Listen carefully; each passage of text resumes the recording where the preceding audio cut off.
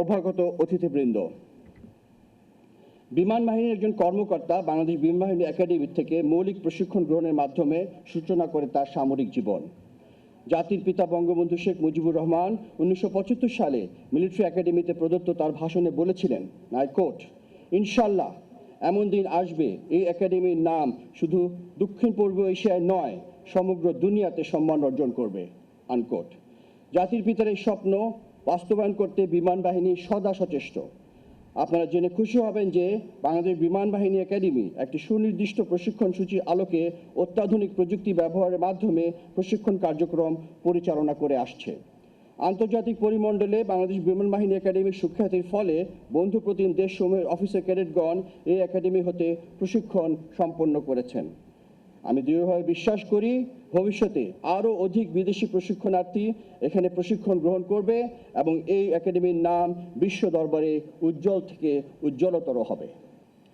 যুদ্ধ বিমান সহ বিভিন্ন ধরনের বিমান, রেডার ও অন্যান্য যন্ত্রপাতির সুষ্ঠু নিরাপদ ও সাশ্রয়ী রক্ষণাবেক্ষণ ও ওভারহলিংয়ের লক্ষ্যে নির্মিত হয়েছে বঙ্গবন্ধু অ্যারোনটিক্যাল সেন্টার। দেশের এভিয়েশন সেক্টরকে এগিয়ে নেওয়ার লক্ষ্যে স্থাপন করা হয়েছে Bangabandhu Sheikh Mujibur Rahman aviation and aerospace বিশ্ববিদ্যালয়। পাশাপাশি ফোর্সেস গোল 2030-এর আওতায় বাংলাদেশ বিমান বাহিনীতে আরও আধুনিক বিমান ও প্রয়োজনীয় যন্ত্রপাতি সংযোজন সহ সাংগঠনিক ও অবকাঠামোগত উন্নয়নের বিভিন্ন প্রক্রিয়া চলমান রয়েছে।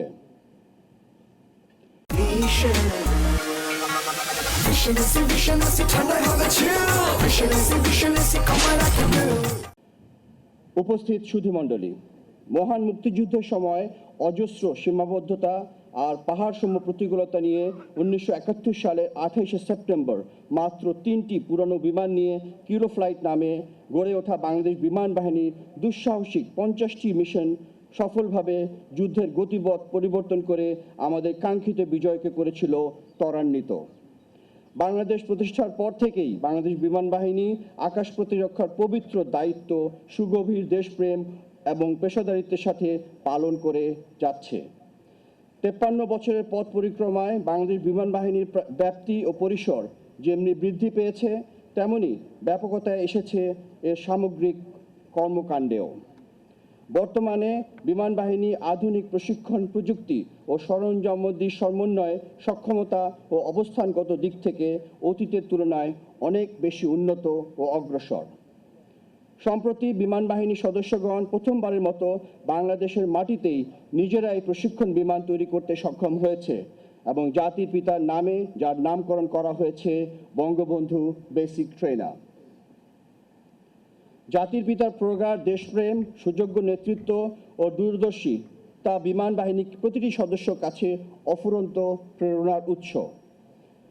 আমরা মুক্তিযুদ্ধের চেতনা, জাতির পিতার আদর্শ ও আমাদের পূর্বসূরীদের পদাঙ্ক অনুসরণ করে এগিয়ে যেতে চাই।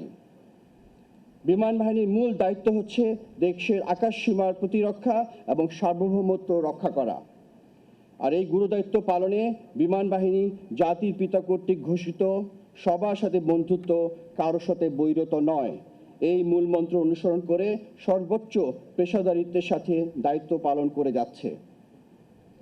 একই সাথে মাননীয় প্রধানমন্ত্রীর বলিষ্ঠ নেতৃত্ব ও দিক নির্দেশনা অনুযায়ী দেশের আকাশ সীমার উপর আগত যে কোনো হুমকি বা আক্রমণের মোকাবেলা করতে বাংলাদেশ বিমান বাহিনী পরিপূর্ণ সক্ষমতা নিয়ে সর্বদা প্রস্তুত রয়েছে।